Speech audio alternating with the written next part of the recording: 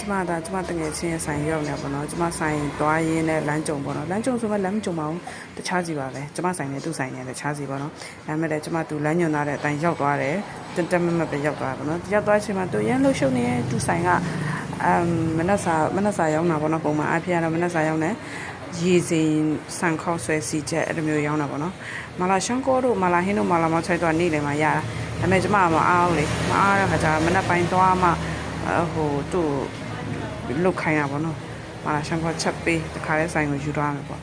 နော်သူချက်ပေးတဲ့မာလာရှန်ကိုကျမအရင်ကြိုက်တယ်ကျမအမှန်တကယ်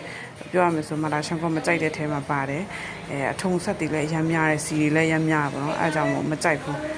အဲသူချက်ပေးတဲ့ဟာဆိုလို့ရှင်တော့အရင်စားကောင်းတယ်အစဟာလုံးဝတဲ့အထုံဆက်ဆိုလည်းအရင်မများဘူးပေါ့နော်အရင်စားကောင်းတဲ့ထဲမှာပါတယ်အဲအကြောင်းမို့သူရှင်မှာသွားပြီးတော့ဝယ်ဖြစ်တယ်ပေါ့နော်သူရှင်မှာတောင်းခွဲတန်ရှိရဲ့ပဇွန်နဲ့ဆိုရင်2000ပေါ့နော်ပဇွန်လည်းကြည့်လိုက်လုံးဝအကိတ်ဆိုင်နော်သူအကိတ်ဆိုင်ထည့်ပေးရတယ်ပဇွန်လက်ဆက်နေရောပဲကျမကလေပဇွန်အရင်ကြိုက်တဲ့ထဲမှာပါတယ်ဒါပေမဲ့မလက်ဘူးဆိုရင်ကျမတို့တော့မတို့ဘူးပေါ့နော်ပဇွန်ဒါပေမဲ့သူ့ပဇွန်အရင်ချိုတယ်သူ့ရဲ့အဲ့ရဲ့ဆိုင်နာမည်ကြည့်လိုက်မှာပေါင်ပေါ့နော်တရုတ်လိုဟုတ်တယ်ပေါင်ကမြန်မာလိုကြတော့ရွှေထုတ်လို့သူပြောတာပေါ့နော်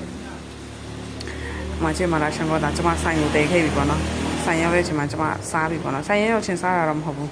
ကျမလည်းနဲ့ကြာမှစားပြီပေါ့နော်အရန်ကြိုက်တယ်ကျမအရန်ကြိုက်တယ်